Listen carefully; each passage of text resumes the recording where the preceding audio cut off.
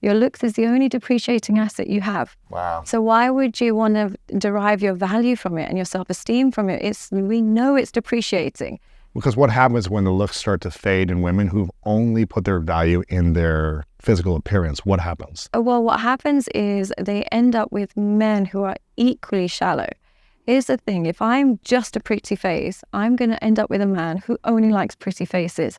Now, the reality is that man is so easily distracted with the next pretty face and the next 25-year-old and the next.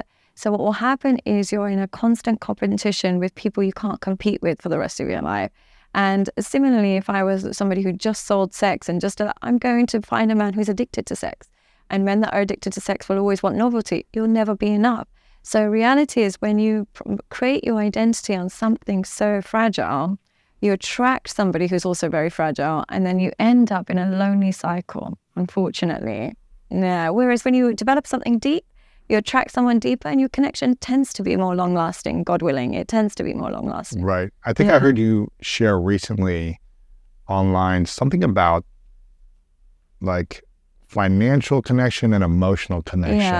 Yeah. Can you explain more about that? Yeah, I think what's happening, unfortunately, men are being indoctrinated into thinking that as long as you provide financially, you can get the hottest girl in the world, and as a result, you're a high-value man and you've made it.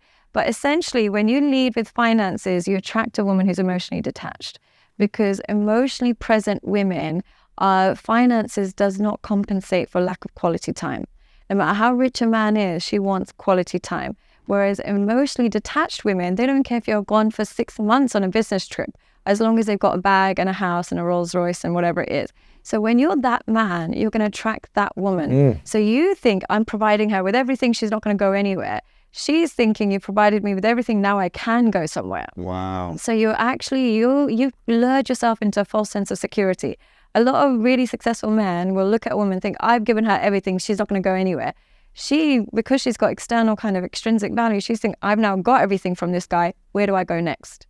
So what more can I get? What more can I get? From somewhere else. From somewhere else. Holy and cow. So unfortunately... Why is there not loyalty when a financially stable man is able to provide finances to their partner? Why is that loyalty not there? Because the glue of the relationship is broken. Superficial. Yeah, it's superficial. The glue they used was superficial. The glue he's relying on is physical attraction, and the glue she's relying is financial stability. The glue is weak. Whereas if the glue was emotional intimacy, absolutely you can get loyalty. You can't beat emotional intimacy when it comes to loyalty. Once you have emotional intimacy, it's very difficult for somebody to be your competition, because they know you in a way that nobody else can, and you can be vulnerable in a way nobody else can. But when you deprive your relationship of emotional intimacy, every single person is your competition. And this is something these people with junk values don't realize. Wow. Unfortunately. But did you find that hard? Being so financially successful, did you find it would attract the wrong kind of women? Yeah, I've always been in relationships. Yeah. And so, I wasn't like single for 3 years and was like just attracting everyone. I was I loved intimacy. So I was more like diving into a commitment as quickly as if I found someone, I felt like, okay, maybe there's something here. But it just seems like with the content I see online and what I'm hearing from stories from people in the dating world and who've gone through divorce and breakups, like it is a struggle out there. It's what I'm hearing. And I don't know if that's just certain cities in America, or if that's globally, or if it's different in other countries. Is it like that in LA? It's very much like that. I think it's extreme in LA, obviously. Extreme, yeah. And unfortunately, because I come from Dubai and I live in London and stuff like that, I focus on the extremities. I know in simple villages this doesn't happen. Right. But unfortunately, I'm not privy to that. They tend to be healthy and they don't even watch my content. They're happy and they got their kids and they walk their dogs. The people that watch it are the ones that are struggling, and they're usually similar kind of issues. There's only 3 or 4 issues that all my clients will have. What is that?